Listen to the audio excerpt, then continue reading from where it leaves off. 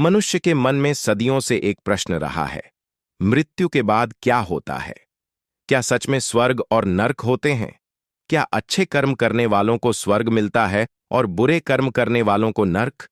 या यह केवल धार्मिक मान्यता है?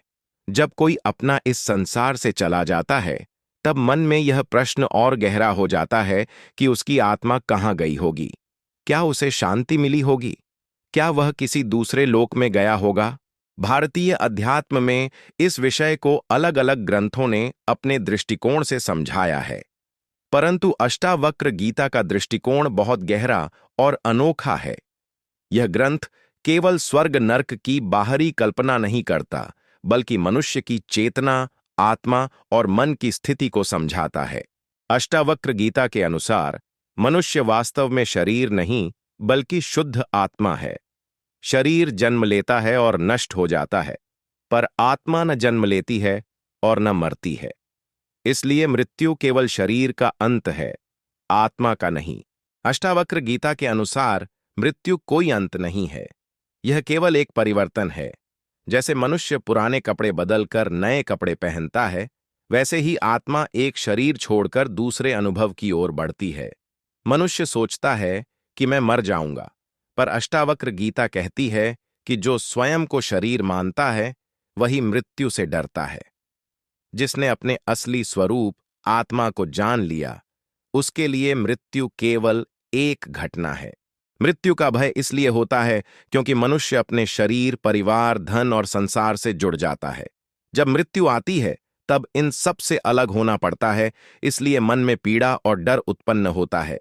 लेकिन जिसने समझ लिया कि मैं शरीर नहीं, शुद्ध चेतना हूं, वह मृत्यु को सहज रूप से स्वीकार कर लेता है। अष्टावक्र गीता का दृष्टिकोण यहां बहुत अलग है। इस ग्रंथ के अनुसार स्वर्ग और नरक सबसे पहले मन की अवस्थाएं हैं। मनुष्य अपने कर्मों, विचारों और मानसिक स्थिति के कारण ही स्वर्ग या नरक का अनुभव करता है। यदि मन शांति, प्रेम, संतोष और पवित्रता से भरा है, तो मनुष्य इसी जीवन में स्वर्ग का अनुभव करता है। यदि मन क्रोध, लालच, हिंसा, ईर्ष्या और भय से भरा है, तो मनुष्य जीते जी नरक भोगता है। अर्थात स्वर्ग और नरक केवल मृत्यु के बाद मिलने वाली जगहें नहीं हैं, वे मनुष्य के भीतर भी मौजूद हैं। अष्टावक्र गीता के अनुसार आत्मा स्वयं कभी बंधन में नहीं होती, बंधन मन के होते हैं। जब मनुष्य मरता है, तब उसके संस्कार, इच्छाएं, कर्म और मानसिक प्रवृत्तियां उसके साथ जुड़ी रहती हैं। यदि मनुष्य का जीवन शुभ कर्मों, दया, सत्य, सेवा और ईश्वर चिंतन में बीता है, तो उसकी चेतना हल्की और शांत रहती है। ऐसी आत्मा को उच्च अनुभव प्राप्त होते हैं, जिन्हें लोग स्वर्ग कहते हैं। लेकिन यदि जीवन छल, हिंसा, क्रोध, लोभ, पाप और दूसरों को दुख देने में बीता हो, तो मन भारी हो जाता है। ऐसी स्थिति को नरक कहा गया है। इसका अर्थ यह नहीं कि कोई दाढ़ी वाला यमराज लोहे की छड़ी लेकर सजा दे रहा होता है, बल्कि मनुष्य अपने कर्मों का फल स्वयं अनुभव करता है। स्वर्ग केवल पूजा पाठ से नहीं मिलता, बल्कि जीवन की शुद्धता से मिलता है। जो व्यक्ति सत्य बोलता है, दूसरों की सहायता करता है, दया और प्रेम रखता है, माता पिता का सम्मान करता है, लालच और छल से दूर रहता है, मन को शांत रखता है, उसकी चेतना ऊंची होती जाती है। मृत्यु के बाद ऐसी आत्मा भय और पीड़ा से मुक्त रहती है। उसे शांति, प्रकाश और आनंद का अनुभव होता है। इसे ही स्वर्ग कहा गया है। स्वर्ग का अर्थ केवल सोने के महल या सुख सुविधाएं नहीं है। असली स्वर्ग मन की परम शांति है। जो मनुष्य पूरे जीवन झूठ बोलता है, दूसरों को दुख देता है, धोखा करता है, अत्यधिक लालच करता है, क्रोध और हिंसा में जीता है, बुरे कर्म करता है, उसका मन अशांत और भारी हो जाता है। मृत्यु के बाद वही अशांति और भय उसके अनुभव का कारण बनते हैं। यही नरक है। नरक का अर्थ केवल आग में जलना नहीं है, बल्कि मानसिक पीड़ा, पछतावा, डर और दुख भी नरक है। जिसने दूसरों को दर्द दिया, उसका मन स्वयं उस दर्द का अनुभव करता है।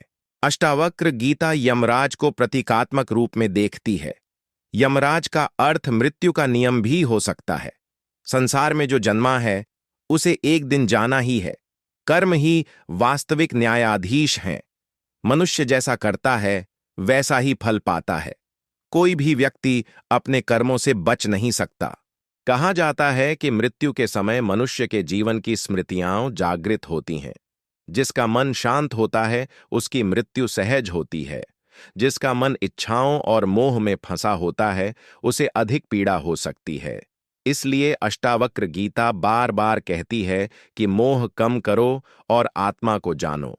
अष्टावक्र गीता कहती है कि अच्छे कर्म आवश्यक हैं, लेकिन अंतिम मुक्ति केवल आत्मज्ञान से मिलती है। क्योंकि स्वर्ग भी एक अवस्था है जो समाप्त हो सकती है, लेकिन जिसने अपने असली स्वरूप को जान लिया वह जन्म मरण के चक्र से ऊपर उठ जाता है। ऐसा व्यक्ति न स्वर्ग चाहता है न नर्क से डरता है। उसे केवल आत्मा का सत्य दिखाई देता है। हाँ, यदि कोई मनुष्य अपने कर्मों पर पछताता है, सुधार करता है और प्रेम व सत्य के मार्ग पर चलने लगता है तो उसका जीवन बदल सकता है। अष्टावक्र गीता मनुष्य को निराश नहीं करती। वह कहती है कि ज्ञान और जागरूकता से परिवर्तन संभव है। सबसे बड़ा रहस्य यह है कि मनुष्य जिस चेतना में जीता है वही उसकी दुनिया बन जाती है। क्रोध में रहने वाला व्यक्ति नरक में जीता है। प्रेम और शांति में रहने वाला व्यक्ति स्वर्ग में जीता है। इसलिए स्वर्ग और नरक कहीं दूर नहीं, बल्कि मनुष्य के भीतर भी मौजूद हैं। यदि मृत्यु के बाद शांति चाहिए तो जीवन में सत्य का पालन करें, किसी को दुख न दें, दया रखें, लालच और क्रोध कम करें, आत्मा और ईश्वर के बारे में चिंतन करें, अच्छे कर्म करें, मन को शांत रखें। यही सच्चा आध्यात्मिक मार्ग है। अष्टावक्र गीता के अनुसार मनुष्य वास्तव में आत्मा है, शरीर नहीं। मृत्यु केवल शरीर का अंत है, आत्मा का नहीं। स्वर्ग और नरक केवल बाहरी लोक नहीं, बल्कि चेतना की अवस्थाएं भी हैं। मनुष्य अपने कर्मों, विचारों और मन की स्थिति के अनुसार मृत्यु के बाद अनुभव प्राप्त करता है। जिसने प्रेम, सत्य और दया का मार्ग चुना उसके लिए शांति है। जिसने छल, हिंसा और लोभ को चुना उसके लिए पीड़ा है। लेकिन सबसे बड़ा सत्य यह है कि जिसने आत्मा को जान लिया उसके लिए न स्वर्ग का मोह रहता है न नरक का भय। वह मुक्त हो जाता है। अष्टावक्र गीता का संदेश है, तुम शरीर नहीं, शुद्ध आत्मा हो। स्वयं को जानो, यही सबसे बड़ा स्वर्ग है।